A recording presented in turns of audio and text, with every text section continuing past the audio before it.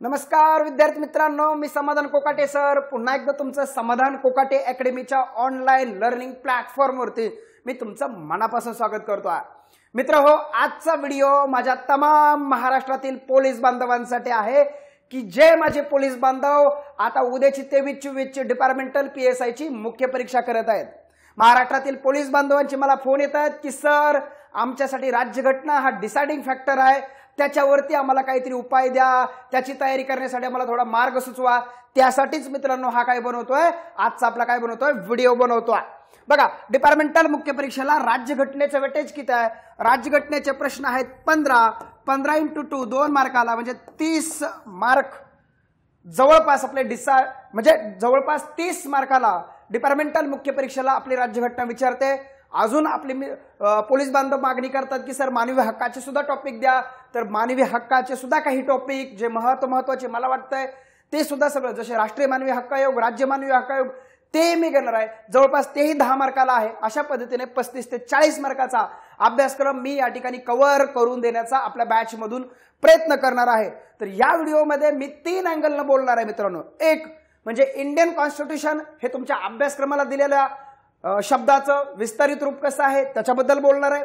दुसरी महत्त्वाची गोष्ट, आपल्याकडे आता 17चा आणि 21चा 2 वर्षाच्या प्रश्नपत्रिका आहेत, तर 17ला आणि 21ला कोणत्या घटकावरती प्रश्न आले होते, पुढे जाऊन ते कोणत्या उपघटकांवरती प्रश्न डिवाइड झालेले आहेत, अशा 3 अँगलला मी आज तुम्हाला थोडक्यात बोलणार आहे। ओके, चला मित्रांनो, जेव्हा तुम्ही डिपार्टमेंटल मुख्य परीक्षेचा अभ्यासक्रम बघता तेव्हा डिपार्टमेंटल मुख्य परीक्षेला तुम्हाला मित्रांनो इंडियन कॉन्स्टिट्यूशन, भारतीय संविधान असं त्या ठिकाणी मित्रांनो शब्दप्रयोग केल्याचं आपल्याला पाहायला मिळतंय। काय शब्दप्रयोग केलाय? इंडियन कॉन्स्टिट्यूशन किंवा त्याला आपण म्हणतो भारतीय संविधान असा त्या ठिकाणी शब्दप्रयोग आपल्याला आयोगाने करून दिलेला आहे। मग मित्रांनो, इंडियन कॉन्स्टिट्यूशन सगळं करायचं का? जवळपास 29-30 किंवा तुम्ही जर बघितलं तर इंडियन कॉन्स्टिट्यूशनच्या सिलेबस अंतर्गत जवळपास 35च्या आसपास घटक आपल्याला येतात। मग 35च्या 35 घटक करायचे का? अजिबात नाही असं मित्रांनो, 35च्या 35 घटक अजिबात नाही करायचे। कोणते घटक करायचे, कोणत्या घटकांवरती फोकस करायचा, तर थोडक्यात ते मी चित्र तुम्हाला क्लिअर करून देईन, त्या बाबतीत तुम्ही निश्चिंत राहा। हा झाला मित्रांनो इंडियन कॉन्स्टिट्यूशनचा अभ्यासक्रम। पुढे आपल्याला काय बघायचंय की बाबा 2017 आणि 2021ला कोणत्या घटकांवरती किती प्रश्न आले होते हे एकदा मी तुम्हाला दाखवायचंय। एकूण प्रश्न जर बघितले 15 प्रश्न आहेत, इथेही 15 प्रश्न आहेत, तर त्या अँगलनं मला तुम्हाला बोलायचंय। पुढे जे बोलायचं मित्रांनो, उपघटक, जर समजा मूलभूत हक्कावरती प्रश्न आला तर मूलभूत हक्काच्या कोणत्या उपघटकावरती तो प्रश्न गेलेला आहे, या अँगलनं मला तुम्हाला त्या ठिकाणी काय करायचं रे, बोलायचं आहे। अशा पद्धतीने या ठिकाणी मी तुम्हाला संपूर्ण ही स्ट्रॅटेजी डील करणार आहे। अजूनही जे माझे पोलीस बांधव आहेत, ज्या पोलीस बांधवांना आपली DPSI मुख्य परीक्षेची राज्यघटनेची प्लस काही मानवी हक्काचे टॉपिक बॅच जॉईन करायचे, ते अजूनही बॅच जॉईन करू शकता। खूप मोठा प्रतिसाद आहे मित्रांनो।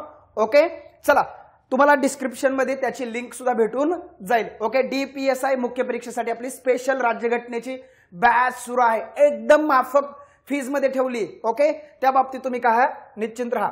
चला पुढे, आता बघा मी सिलेबस वरती बोलतो। हा मित्रांनो सिलेबस आहे इंडियन कॉन्स्टिट्यूशनचा। थोडक्यात सिलेबस वरती सुद्धा बघा, इंडियन कॉन्स्टिट्यूशन बघा, मी पहिल्यांदा सिलेबस वरती बोलतो आणि मग तुम्हाला परीक्षेला कोणते टॉपिक करायचे ते बोलतो। क्लिअर? चला, पहिला टॉपिक आहे आपला ऐतिहासिक पार्श्वभूमी। मित्रांनो बघा, ऐतिहासिक पार्श्वभूमीच्या अंतर्गत तुम्हाला काय बघावं लागतं, ब्रिटिशकालीन सगळे कायदे 1773च्या कायद्यापासून अगदी 1947च्या कायद्यापर्यंत सर्व कायदे तुम्हाला ऐतिहासिक पार्श्वभूमीच्या अंतर्गत कव्हर होत असतात। त्यानंतर घटना निर्मिती हा दुसरा टॉपिक आहे। घटना निर्मितीच्या अंतर्गत तुम्हाला संविधान सभेचा अभ्यास करावा लागतो। संविधान सभेची रचना, तिची ऐतिहासिक पार्श्वभूमी, तिचं कामकाज, तिच्या समित्या, एक नाही, बिगर काँग्रेस सदस्य, महिलांचं योगदान, प्रायमरी कामं, सेकंडरी कामं, 1947च्या कायद्यातला बदल, प्रांतनिहाय सदस्य संख्या, संस्थानिकांची सदस्य संख्या, या सगळ्याच्या अनुषंगाने तुम्हाला घटना निर्मिती टॉपिक मध्ये काय करावं लागतो रे, अभ्यास करावा लागतो। तिसरा महत्वाचा टॉपिक आपला घटनेची वैशिष्ट्ये। घटनेची मग आपल्या भारतीय राज्यघटनेची वैशिष्ट्य होते, त्यातल्या त्यात तुम्हाला सोर्सेस वरती खूप जास्त भर या ठिकाणी द्यावा लागतो। चौथा टॉपिक आहे आपला सरनामा, प्रस्तावना। प्रस्तावनेतल्या महत्वाच्या संकल्पना, प्रस्तावनेच्या संदर्भामध्ये प्रस्तावना घटनेचा भाग आहे का नाही हे दाखवणारे महत्वाचे मित्रांनो त्या ठिकाणी खटले, या अनुषंगाने तुम्हाला अभ्यास करावा लागतोय। त्या ठिकाणी प्रस्तावनेमध्ये आतापर्यंत झालेली घटनादुरुस्ती, प्रस्तावनेच्या संदर्भातली मतं, हा सगळा अभ्यास तुम्हाला सरनाम्याच्या अनुषंगाने करावा लागतोय.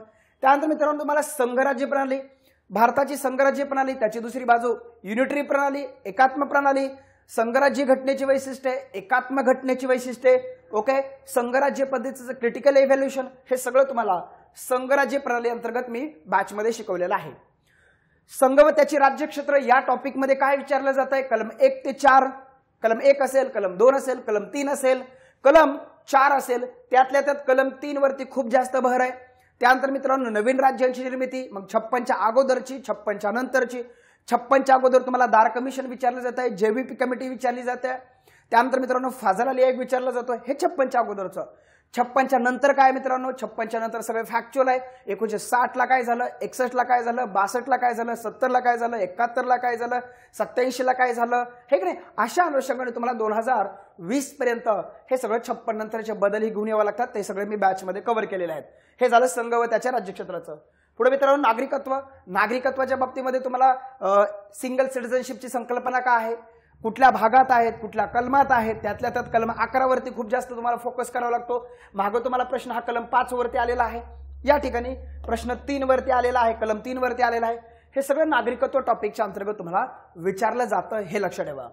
त्यानंतर मित्रांनो घटनादुरुस्ती. आता घटनादुरुस्तीवरती तुम्हाला विचारले जाणारे प्रश्न खूपच बेसिक आहेत. मागं तुम्हाला फक्त घटनादुरुस्तीचं कलम विचारलेलं होतं, आता तुम्हाला घटनादुरुस्तीचा भाग, घटनादुरुस्तीचं कलम, घटनादुरुस्तीच्या पद्धती, घटनादुरुस्तीच्या प्रक्रिया, हे की नाही, अलीकडच्या महत्वाच्या थोड्याफार घटनादुरुस्त्या, या अनुषंगाने तुम्हाला या ठिकाणी मित्रांनो अभ्यास करावा लागणार आहे. पुढे मित्रांनो बघा मूलभूत हक्क.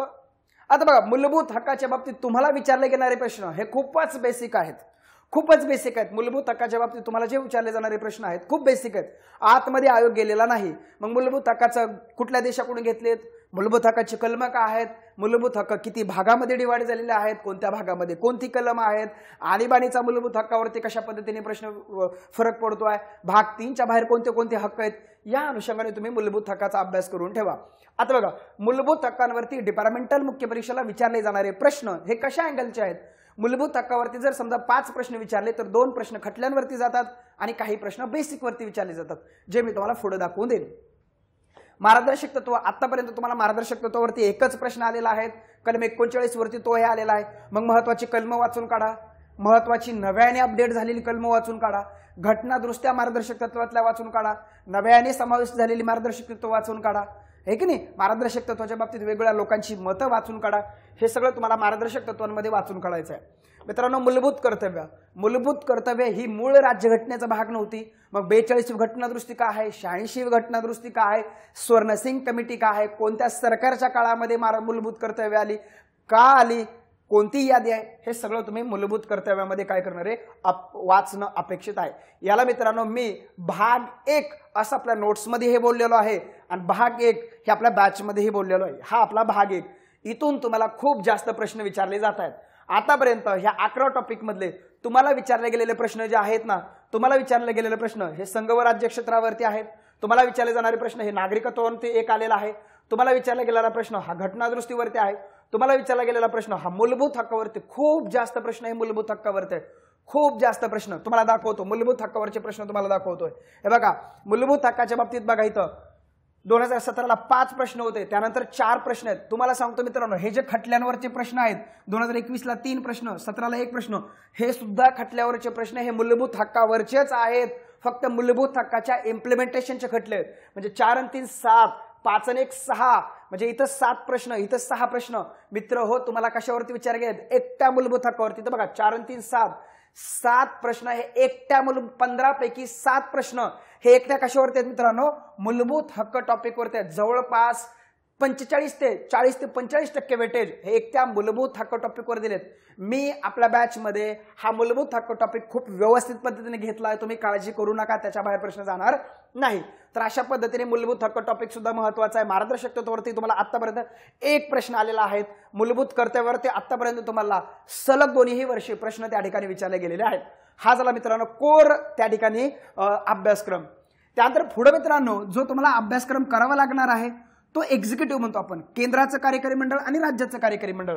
आता केंद्राच्या कार्यकारी मंडळामध्ये राज्याच्या कार्यकारी मंडळ कोण कोण येते बघा, राष्ट्रपती, उपराष्ट्रपती यांची तुम्हाला तुलनात्मक अभ्यास करावा लागतोय. राष्ट्रपती राज्यपाल यांचा तुम्हाला तुलनात्मक अभ्यास करावा लागतोय, पंतप्रधान मुख्यमंत्री यांचा तुम्हाला तुलनात्मक अभ्यास करावा लागतोय, केंद्रीय मंत्रिमंडळ आणि राज्य मंत्रिमंडळ यांचा तुम्हाला तुलनात्मक अभ्यास करावा लागतोय, आणि महान्यायवादी आणि महाधिवक्ता यांचाही तुम्हाला इंडियन कॉन्स्टिट्यूशन अंतर्गत कॉम्पॅरेटिव्ह स्टडी करावा लागतोय। आतापर्यंत मित्र तुम्हाला प्रश्न विचारले गेलेले आहेत ते म्हणजे सलग 2 वर्ष तुम्हाला राज्यपालावरती प्रश्न विचारलेले आहेत आणि तुम्हाला पंतप्रधानांवरती प्रश्न विचारले आहेत। यातला एकही घटक तुम्हाला आतापर्यंत 17ची मेन्स असू द्या किंवा 21ची मेन्स असू द्या, एकही घटक तुम्हाला त्या ठिकाणी विचारला गेलेला नाही। मित्र पुन्हा एकदा राज्यपाल याही वर्षी तुम्हाला परीक्षेला विचारला जाऊ शकतोय, पंतप्रधान विचारला जाऊ शकतोय। मग बघा, राज्यपाल घेत असताना मी आपल्या बॅचमध्ये कंपॅरेटिव्हली राष्ट्रपती सुद्धा घेतलेला आहे, त्यामुळे राष्ट्रपती राज्यपाल तुमच्या सोबतच कव्हर होणार आहेत, पंतप्रधानासोबतच तुमचा मुख्यमंत्री कव्हर होणार आहेत। मग राहतो मित्रांनो उपराष्ट्रपती, जास्त काही उपराष्ट्रपतीवरती भर देऊ नका, छोटा आपला व्हिडिओ आहे तो बघून काढा।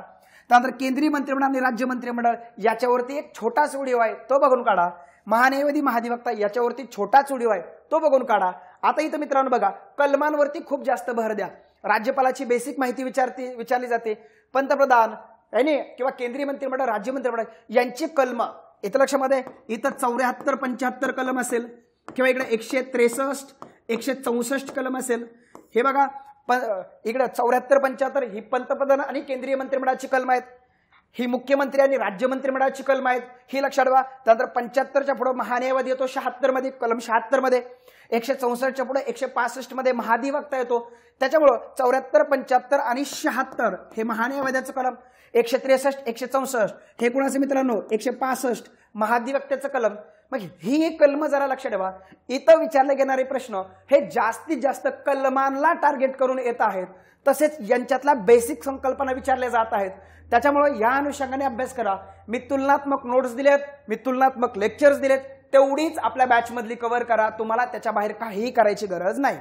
येत्या लक्षामध्ये हे झालं मित्रांनो एक्झिक्युटिव्हच्या बाबतीत। आता पुढं इंडियन कॉन्स्टिट्यूशनचा जो भाग येतो तो कायदेमंडळाचा आणि न्यायमंडळाचा।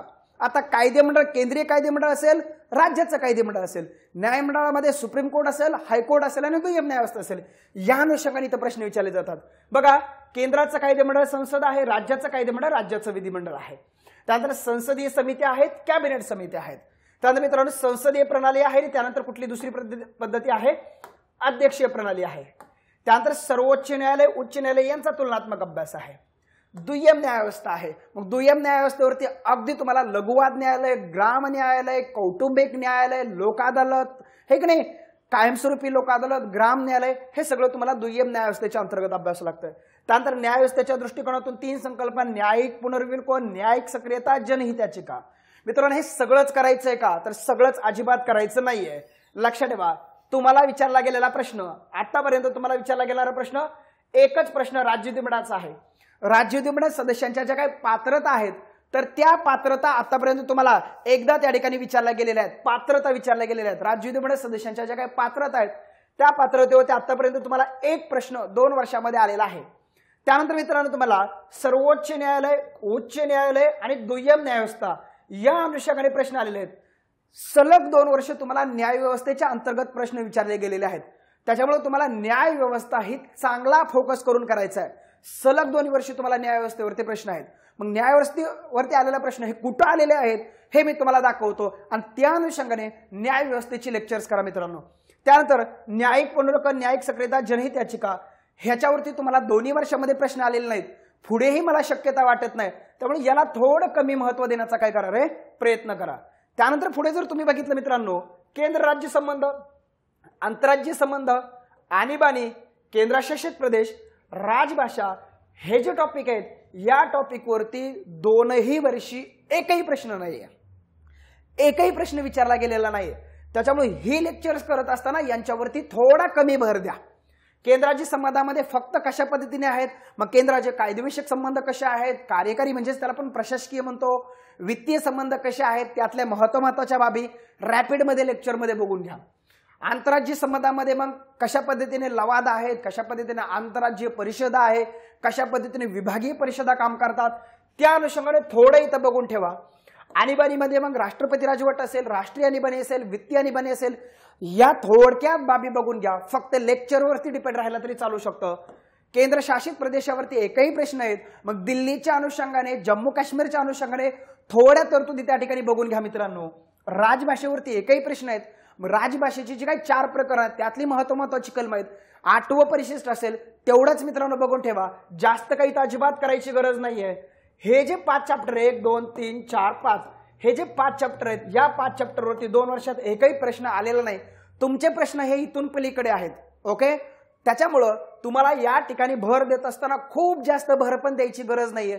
फक्त लेक्चर्स बघून काढा, एकदा दोनदा रिवाइज करा, त्यानंतर मी तुम्हाला काही रिव्हिजन्स लेक्चर देईन, तिथून हे घटक रिवाइज करा, पण जास्त काही त्या ठिकाणी भर देत बसू नका.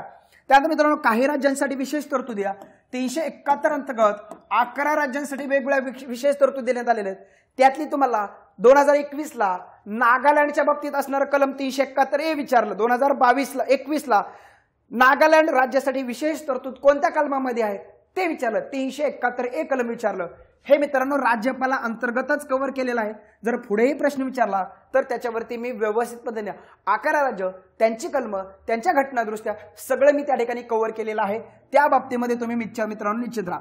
शेड्यूल्ड एरिया, ट्रायबल एरिया हाही मित्रांनो कॉन्स्टिट्यूशन येतो, परंतु त्या ठिकाणी तुम्हाला जास्त काही करायची गरज नाही. या ठिकाणी प्रश्न येण्याची शक्यता खूपच कमी आहे. तरीही मी नोट्समध्ये दिलेला आहे, तरी लेक्चर दिलेला आहे. जास्तीत जास्त मित्रांनो तुम्हाला घटनात्मक संस्था आणि घटनाबाह्य संस्था, आतापर्यंत तुम्हाला विचारले गेलेले प्रश्न हे मानवी हक्काच्या संस्था, राष्ट्रीय मानवी हक्क आयोग, राज्य मानवी हक्क आयोग तिथे विचारले गेलेले आहेत. त्यानंतर 368 अंतर्गत असणारं अनुसूचित जमाती आणि अनुसूचित जातीचा आयोग, त्याचे फंक्शन्स तुम्हाला विचारले गेलेले आहेत. त्याच्यामुळे घटनात्मक संस्था, बिगर घटनात्मक संस्था मी जेवढ्या दिलेल्या आहेत, जेवढ्या मी नोट्स दिलेल्या आहेत तेवढंच करा मित्रांनो. अशा पद्धतीने 28 घटक आहेत. त्यानंतर मी अजून आपल्या नोट्समध्ये तुम्हाला ऑल अमेंडमेंट्स दिलेले आहेत, त्या तुम्हाला करायच्या असतील तर करा, आहे की नाही. त्यानंतर तुम्हाला अनुसूच्या दिलेल्या आहेत, म्हणजे सगळ्या अनुषंगाने तुम्हाला काय केलं मी अभ्यासक्रम दिलेला आहे. मी नोट्सही अपलोड करत असताना 5 भागामध्ये नोट्स अपलोड केलेले आहेत. किती भागामध्ये नोट्स अपलोड केलेले आहेत? 5 भागामध्ये नोट्स अपलोड केले आहेत. हे 4 भाग आहेत मित्रांनो. बघा मी तुम्हाला नोट्स अपलोड करत असताना भाग 1 ची नोट्स अपलोड केली. जी भाग 1 ची नोट्स तुम्हाला सविस्तर पद्धतीने प्रिंट काढून लेक्चर सोबत अभ्यासायची, त्यातल्या त्यात कुठले घटक अभ्यासायचे ते मी बोललेलो आहे. भाग 2 ची नोट्स ही तुलनात्मक नोट्स आहे, जी काढून तुम्हाला सविस्तर पद्धतीने अभ्यासायचे. आता मित्रांनो भाग 3 मध्ये बघा, भाग 3 ची जी नोट्स आहे एवढ्या टॉपिकची नोट्स आहे. ओके, भाग 3 मध्ये एवढे टॉपिक दिलेले आहेत. परंतु तुम्हाला करत असताना मित्रांनो इथं बघा संसद समित्या, कॅबिनेट समित्या हे दिलेले आहेत नोट्समध्ये. हे जास्त काही तुम्हाला करायची गरज नाहीये. संसदीय प्रणाली, अध्यक्ष प्रणाली दिली, हे तुम्हाला जास्त काही करायची गरज नाहीये. सर्वोच्च न्यायालय, उच्च न्यायालय, दुय्यम न्यायव्यवस्था इथे तुम्हाला खूप जास्त भर द्यायचा आहे. तो पार्ट तुम्हाला वारंवार रिवाइज करायचा आहे. त्यानंतर न्यायिक पुनर्लेखन, न्यायिक सक्रियता, जनहित याचिका इथं तुम्ही नाही रिवाइज केलं तरीही चालू शकतं, नाही नोट्स मधून केलं तरीही तुम्हाला चालू शकतं. इथे मित्रांनो हे सगळं पटक दिलेलं आहे. हे सगळं 4 नंबरच्या पार्ट, म्हणजे 5 भाग आहेत ना, 4 नंबरच्या भागामध्ये नोट्स मधले आपल्या हे सगळं आहे.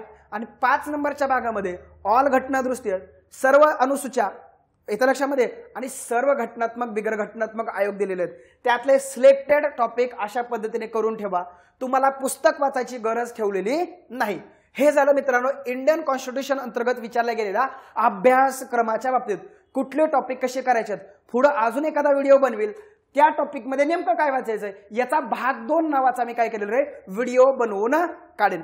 आता मित्रांनो विचारले गेलेले प्रश्न हे कोण या अभ्यासक्रमातील कोणत्या घटकावरती विचारले गेलेले आहेत ते आपण बघूयात. बघा 2017 आणि 2021 हा जर 2च प्रश्नपत्रिका आपल्या हातामध्ये आहेत. जर तुम्ही बघितलं पहिला टॉपिक आपला आहे खटले. आता बघा मित्रांनो खटल्यांवरती प्रमाण हे वाढताना दिसत आहे. 2017ला एकच प्रश्न होता, 2021ला 3 प्रश्न त्या ठिकाणी झालेत, म्हणजे 2 खटल्यांची इथं भर पडलेली आहे. येतं लक्षामध्ये. मग खटले कुठले विचारले जातात? आता खटले मित्रांनो कुठलेही विचारले जात नाहीत. खटले हे इंडियन कॉन्स्टिट्यूशनचे वेगळे आहेत आणि खटले कॉन्स्टिट्यूशन टू पोलीस हे खटले वेगळे आहेत. आता हे 3 खटले, हा एक खटला, हे सर्वच्या सर्व खटलं हे मूलभूत हक्काच्या टॉपिक मधून विचारले गेले आहेत. मूलभूत हक्काचा तुमच्या पोलीस प्रशासनामध्ये कसा उपयोग होतोय त्या अनुषंगाने हे सगळे खटले आहेत. ओके, त्यानंतर पुढे मित्रांनो बघा सिद्धांत. सिद्धांत त्याला आपण इंग्लिशमध्ये म्हणतो डॉक्ट्रिन्स. हा काय भाग आहे? डॉक्ट्रिन्स म्हणजे काय? सुप्रीम कोर्टानं राज्यघटनेचा अर्थ लावत असताना वापरलेले वेगवेगळे सिद्धांत, त्याला आपण म्हणतो मित्रांनो डॉक्ट्रिन्स असं सुद्धा म्हणतो. फॉर एक्झाम्पल कलम 13 मध्ये 2 सिद्धांत आहेत. समजा न्यायीन पुनर्वलोकन करत असताना किंवा न्यायिक पुनर्विलोकनाअंतर्गत कायदा रद्द करत असताना तो कायदा संपूर्णतः रद्द न करता तो जेवढा मूलभूत हक्काच्या रिलेटेड आहे, जेवढा मूलभूत हक्काची विसंगता आहे तेवढ्याच रद्द करणं, त्याला मित्रांनो आपण म्हणतो डॉक्टर ऑफ सेव्हरेबिलिटी. दुसरं तत्व आहे संपूर्णतः कायदा रद्द न करता किंवा संपूर्णतः कायदा बाजूला न काढता तो काय करा रे, जोपर्यंत मूलभूत हक्काशी सुसंगत होत नाही तोपर्यंत तो पुढचा सस्पेंड ठेवा. त्याला आपण म्हणतो डॉक्टर ऑफ इक्लिप्स. मूलभूत हक्कांचा त्याग करणं त्याला आपण म्हणतो डॉक्टर ऑफ वायवेवर. अशा सिद्धांताला आपण म्हणतो मित्रांनो डॉक्ट्रिन्स. पाठीमागच्या वर्षी तुम्हाला एक विचारलंय, आता भविष्यामध्ये सुद्धा एखादं दुसरं डॉक्ट्रिन्स तुम्हाला विचारलं जाऊ शकतं. खटले आणि सिद्धांत याची लेक्चर्स मी बॅच मध्ये सविस्तर पद्धतीने घेतोय. पॅनिक अजिबात व्हायचं नाही. समाधान कोकाटे जोपर्यंत आहे तोपर्यंत तुम्हाला मार्क्स येणारच, टेन्शन घ्यायचं नाही. पुढे बघा मित्रांनो नागरिकत्व. आता नागरिकत्व टॉपिक मध्ये 17ला प्रश्न होता परंतु 21ला प्रश्न आलेला आहे. नागरिकत्वाचा प्रश्न हा फक्त तुम्हाला कलम 5 वरती विचारला गेलेला आहे. त्यामुळे नागरिकत्व टॉपिकच्या बाबतीमध्ये तुम्हाला खूप बेसिक मध्ये सुद्धा जायची गरज नाही, हे लक्षात ठेवा. त्यानंतर संघवत्याची राज्यक्षेत्र कलम 1 ते 4 त्यातलं कलम 3 आणि त्याची प्रोसेस तुम्हाला विचारली. खूप डीप मध्ये जाऊ नका, परंतु संघवत्याची राज्यक्षेत्र याच्यावरतीही प्रश्न विचारलेले आहेत. तर आता मित्रांनो घटनादुरुस्ती एक प्रश्न आलेला आहे. मूलभूत हक्कांवरती बघा 2017ला 5 प्रश्न आहेत, 2021ला 4 प्रश्न आहेत. बेसिक मूलभूत हक्काच्या संकल्पना विचारलेल्या आहेत. तुम्ही प्रश्न बघितल्यानंतर तुम्हाला कळून येईल. त्यानंतर मित्रांनो मार्गदर्शक तत्वांवरती एक प्रश्न आलेला आहे, तो पण महाग आलेला आहे. 2021ला आलेला नाही प्रश्न. पुढे बघा मूलभूत कर्तव्य. मूलभूत कर्तव्यांवरती सलग 2 वर्षे प्रश्न आहेत. 17ला 1 प्रश्न आहे, 21ला 2 प्रश्न आहेत. मूलभूत कर्तव्य सलग जात आहेत. पुढे बघा मित्रांनो राज्यपाल. राज्यपालांवरती 17ला प्रश्न होता पण 21ला थेट 2 प्रश्न आले, थेट 2 प्रश्न. पंतप्रधानांवरती 17ला प्रश्न होता परंतु 21ला पीएम वरती प्रश्न विचारलेला नाही. राज्यविधिमंडळांवरती 17ला प्रश्न होता परंतु 21ला आता पुन्हा प्रश्न आलेला आहे. न्यायव्यवस्थेवरती सलग 2 वर्ष प्रश्न आहेत. 17ला 2 प्रश्न होते, 21ला 1 प्रश्न विचारला आहे परंतु सलग आयोगाने कॉन्स्टिट्युएंट प्रश्न ठेवलेत. इतर वरती बघा मित्रांनो, इतर वरती 17ला प्रश्न होता परंतु 21ला इतर वरती 1 प्रश्न गेला. आयोगावरती मित्रांनो 17ला 1 प्रश्न होता परंतु 21ला एकही प्रश्न होता. पण हे आयोग कोणते? राज्यघटनेच्या रिलेटेड असणारे आयोग, मानवी हक्कांच्या रिलेटेड असणारे राष्ट्रीय मानवी हक्क आयोग, राज्य मानवी हक्क आयोग, त्याच्यावरती सलग तुम्हाला प्रश्न विचारतायत. ते इथं मी कन्सिडर केलेले नाहीत. मानवी हक्काचे जे 5 प्रश्न आहेत, मानवी हक्काचे जे 10 प्रश्न आहेत ते याच्या बाजूला ठेवलेत मी. तुम्ही म्हणसाल नाही तर ते पण आयोग आहेत की होय ते पण आयोग आहेत, पण मी तर त्याला कन्सिडर केलेलं नाही. ओके, परंतु ते आपल्या बॅच मध्ये होतंय, याबाबतही तुम्ही निश्चिंत राहा. हे झालं मित्रांनो घटकानुसार वर्गीकरण.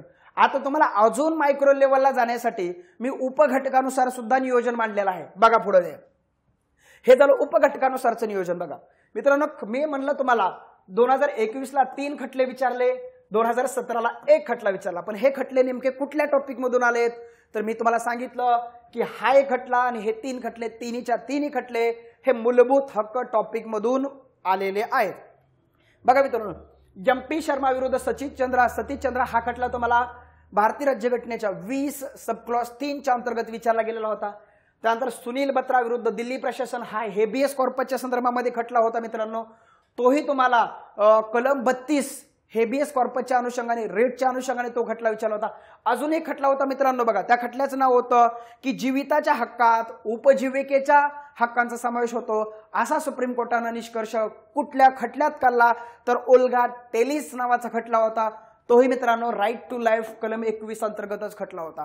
हे तिन्हीच्या तिन्ही खटले हे मूलभूत हक्काच्या रिलेटेड असणारे खटले आहेत. पुन्हाही आता 23-24ला येणारे खटले हे मूलभूत हक्काच्याच रिलेटेड असतील. आय होप त्याचं कलेक्शन आपलं सुरू आहे. 2021चा खटला आहे तो कलम 14च्या अनुषंगाने होता. गृह कल्याण केंद्र कर्मचारी संघटना विरुद्ध युनियन ऑफ इंडिया हा 2014च्या रिलेटेड असणारा काही मित्रांनो खटला आहे.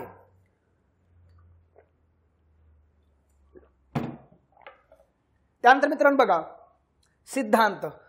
सिद्धांत पॅरिस पॅट्रियाचं तत्व. पॅरिस पॅट्रियाचं तत्व विचारलं होतं की स्वतःची काळजी घेण्यास असमर्थ असलेल्या व्यक्तीचे हित जपण्यासाठी निर्णय घेण्याची राज्यांची जबाबदारी आहे ती पॅरिस पॅट्रिया तत्वाद्वारे दाखवली जाते. म्हणजेच काय, सुप्रीम कोर्टानं राज्यघटनेचा अर्थ लावत असताना जे वेगवेगळे सिद्धांत मांडलेले आहेत तर त्या सिद्धांताला आपण इंग्लिशमध्ये डॉक्ट्रिन्स असं म्हणतो. ती डॉक्ट्रिन सुद्धा आयोग तुम्हाला आता पुढेही परीक्षेला विचारू शकतं. तीही आपल्याला व्यवस्थित पद्धतीने घ्यायची आहेत. ओके, 17ला एक डॉक्टरने सुद्धा. नागरिकत्वाच्या बाबतीत मी तुम्हाला पाठीमागे बोललो होतो, एक प्रश्न आहे, तो प्रश्न कुठं आलाय, कलम 5 अंतर्गत आलेला आहे. कलम 5 अंतर्गत. आता फोकस करत असताना कलम 11 फोकस करा. ओके, चला पुढे. संघ व त्याचे राज्यक्षेत्र बघा, कलम 3 वरती नवीन राज्याच्या निर्मितीची प्रोसेस तुम्हाला विचारली होती. संघ व त्याचे राज्यक्षेत्रावरती आता प्रश्न आलेला नाही. घटनादुरुस्ती बघा, घटनादुरुस्तीवरती 17 प्रश्न विचारला, एकच प्रश्न विचारला. घटनादुरुस्तीचं कलम बेसिक लेवलचा प्रश्न आलेला, खूप डीप मध्ये अजिबात जाऊ नका. जरी तुम्ही आपली लेक्चर जरी बघून काढली तरी तुम्हाला आयोगाचे प्रश्न अडणार आहेत, कारण खूपच बेसिक लेवलचे प्रश्न आहेत. ओके, इथं बघा मूलभूत हक्कांवरती बघा, मूलभूत हक्काचे प्रश्न 17चा प्रश्न हेबियस कॉर्पसचा आहे, मॅन्डामस रिटचा आहे, हक्कांच्या विभागणीवरती आहे. किती विभागणी आहेत, 6 मध्ये विभागणी आहे ती विचारली. कलम 23 आणि 24चा संबंध विचारलाय. कलम 20चे 3 उपकलम विचारलेत, म्हणजे 1, 2, 3, 4 आणि 5 प्रश्न आहेत. त्यानंतर मित्रांनो इथं या कलम 19 अंतर्गत किती स्वातंत्र्य नमूद आहेत, 6 स्वातंत्र्य असा बेसिक प्रश्न आहे. कलम 22 विचारलंय बेसिक मध्ये. कलम 226 विचारलंय रिट्स कुठल्या कलमात आहेत. कलम 19(1) ए वरच्या मर्यादा विचारलेत. अशा पद्धतीने बेसिक प्रश्न हे मूलभूत हक्कावरचे आहेत. ॲडव्हान्स प्रश्न हे खटल्यांवरती जातात, ते तुम्ही व्यवस्थित पद्धतीने करून ठेवा. मार्गदर्शक तत्वांमध्ये बघा कलम 39 विचारलंय. कलम 39 मध्ये A B C D E F पर्यंत विचारलंय, हे लक्षात ठेवा. ओके, मूलभूत कर्तव्य, मूलभूत कर्तव्यांवरती सलग 2 वर्ष बघा प्रश्न आहेत, पण हे प्रश्न अगदी बेसिक विचारलेत. 2017ला 42 अमेंडमेंट विचारली बघा. मूलभूत कर्तव्याचा समावेश कोणत्या अमेंडमेंट केला, तर 42 अमेंडमेंट असं विचारलंय.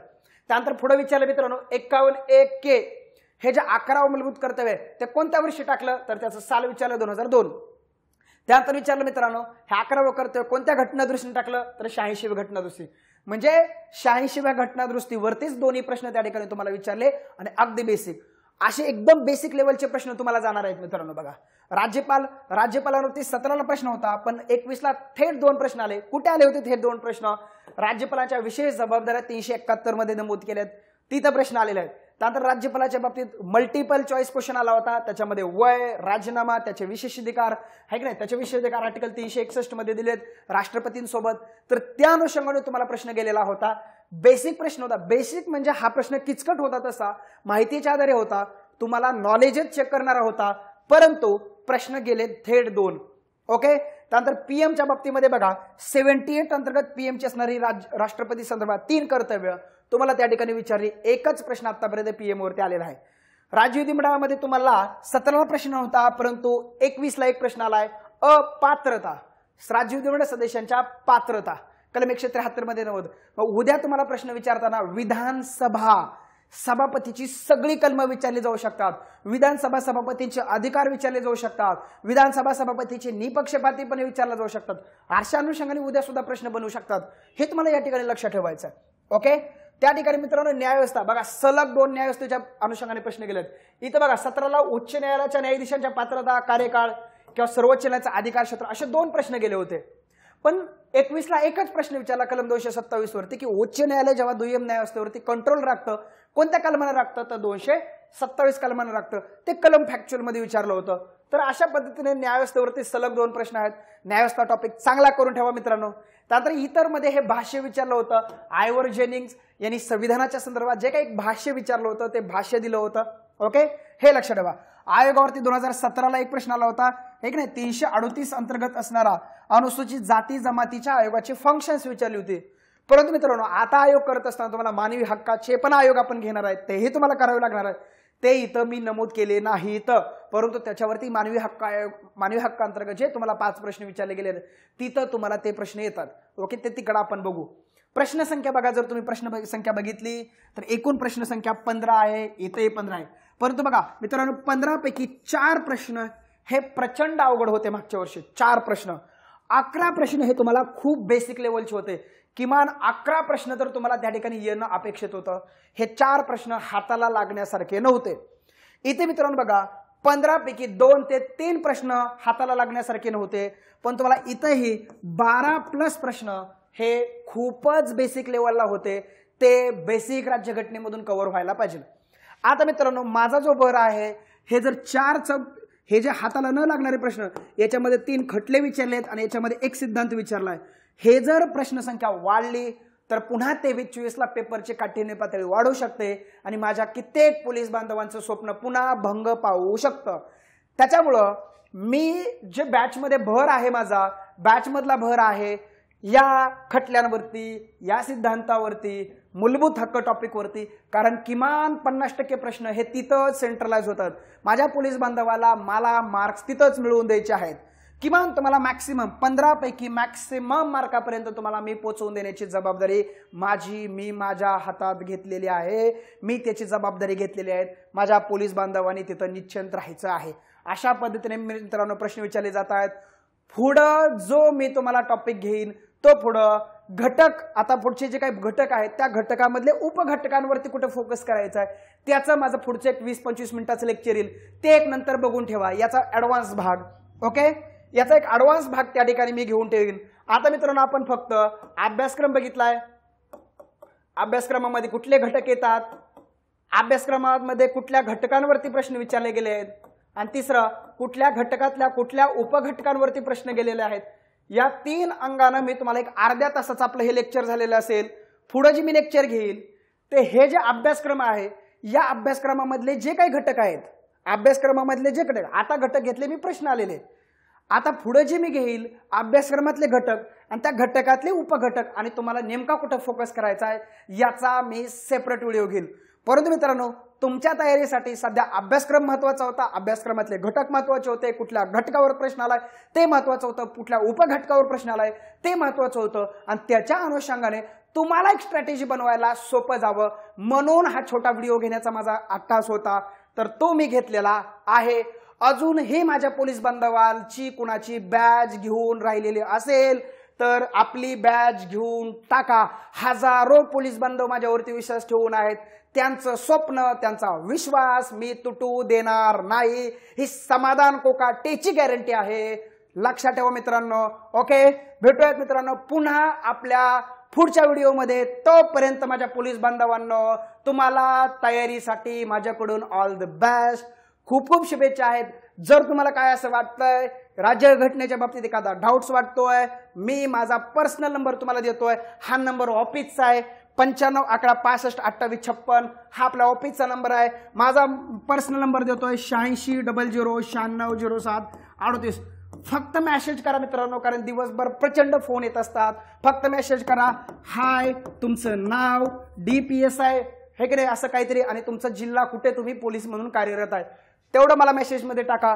मित्रांनो आपला पॉलिटी बाय समाधान कोकाटे हा आपला टेलिग्राम चॅनल आहे. रोज तुम्हाला कायद्यांवरच्या, मायनर कायद्यांवरच्या, मानवी हक्कांवरचे रोज प्रश्न आपल्या टेलिग्राम चॅनलला माझी टीम तुम्हाला देते. माझ्या टेलिग्राम चॅनलला या, पॉलिटी बाय समाधान कोकाटेला. युट्यूब चॅनलला आता डिपार्टमेंटल PSI साठी सिरीज चालू होते. ती सिरीज मित्रांनो आता कंटिन्यू करा. त्यासाठी आपला यूट्यूब चॅनल लाईक करा, शेअर करा, सबस्क्राईब करा आणि आपल्या भावाला सपोर्ट करत राहा. चलो मित्रांनो, bye bye, all the best.